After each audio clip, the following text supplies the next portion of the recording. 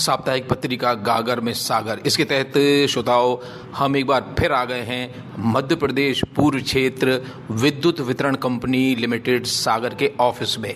सागर में एक शिविर आयोजित किया था, कितनी प्रगति हुई उस शिविर को लगाने के बाद, आइए हम बातचीत करते हैं। सभी को नमस्कार, मेरा नाम प्रमोद गिडाम है। मैं कार्यपालन अभियंता एमपीबी सागर सिटी से हूँ। गेडाम सर, हम आपसे ये पूछना चाहेंगे, शिविर आपने लगाया था, तब से लेके अब तक काफ़ी समय हो गया है, तो उस शिविर से आपको कितना जो है बैकअप मिला? शिविर से बहुत फ़ायदा हुआ है और मैं यहाँ की जनता को धन्यवाद भी देना चाहता हूँ कि लोग इंटरेस्टेड है। और मैं आपको बताना चाहूँगा कि अभी इस साल करीब हमारे 249 कनेक्शन हो चुके हैं। और मैं ये पब्लिक को ये भी बताना चाहूँगा कि हम समय समय पर, मुझे लगता है हम महीने में एक बार तो शिविर लगा ही लेते हैं, तो उससे भी लोगों को बहुत फ़ायदा हो रहा है। और शिविर के बाद से तो मुझे लगता है 40-45 कनेक्शन हमारे और बढ़े हैं। एक चीज़ हमें ये बताइएगा कि लोग लगवाते हैं सोलर पैनल, तो इससे बिजली जनरेट होती है, वो अपना तो यूज़ कर ही सकते हैं। उस बिजली को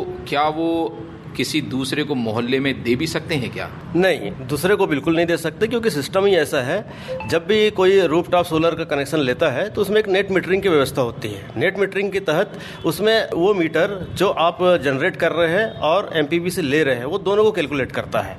तो वो सिर्फ एक उपभोक्ता के लिए एक ही मीटर लगता है। तो ये किसी अपने के अलावा दूसरे घर में नहीं दे सकते, किसी मोहल्ले को नहीं दे सकते हैं, वो सिर्फ अपने लिए ही होता है। देखिए, बिजली जनरेट होती है और एक्स्ट्रा बिजली होती है। जैसे मान लीजिए किसी ने रूफटॉप लगवाया सोलर पैनल, और जितना उसका उपयोग है उससे ज़्यादा बिजली का उत्पादन हो रहा है, तो वो ज़्यादा उत्पादन है उसका वो क्या करे? ज़्यादा उत्पादन है तो वो एमपीबी को देगा।